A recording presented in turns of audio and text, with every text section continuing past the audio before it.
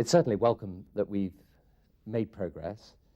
If President Milosevic has actually accepted now that there has to be international observers on the ground, that he cannot carry on committing these atrocities against the Kosovo people, then that is a very welcome step forward.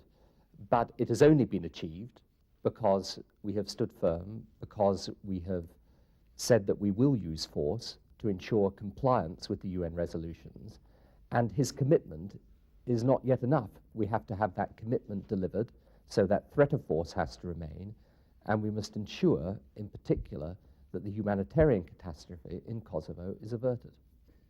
You're looking at a long-term operation, aren't you? We're certainly looking at an operation that is going to keep President Milosevic from going back to the barbarism he engaged in before. We must make sure that we deal with the humanitarian catastrophe. We've come this far, frankly, only because we were prepared to use force, because that is the only language President Milosevic understands. But we've also got to make sure that the commitments he's made are actually carried through. So that threat of force has got to remain. That said, it's a very welcome step. We're delighted it's been done, but we've got to carry the rest of it through now.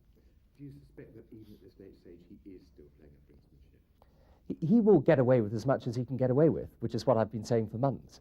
Therefore, though this is a good deal, it's very welcome that he's accepted. We have this international force there, that he gets his people out of the situation, that he stops committing the atrocities. All that's fine, but it's only been achieved by the mixture of diplomacy and the threat of force, and will only keep it in place if he knows that if he goes back to doing what he did before, then in order to avert the humanitarian catastrophe, the West will act, that we will act, and we will. If you have to take a guess, we're talking airstrikes in 4 days if it comes to it. Do you suspect now that the likelihood of that has receded considerably, or do you think it's still very much? It's a breakthrough, but he's got to be in no doubt this is not brinkmanship by us.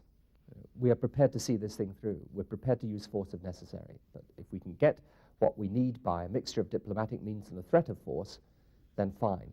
But we've only come this far because we've been prepared to see it through, and we'll only make sure that he turns the commitments he's given, the promises he's made, into actual compliance if we're still prepared to see it through.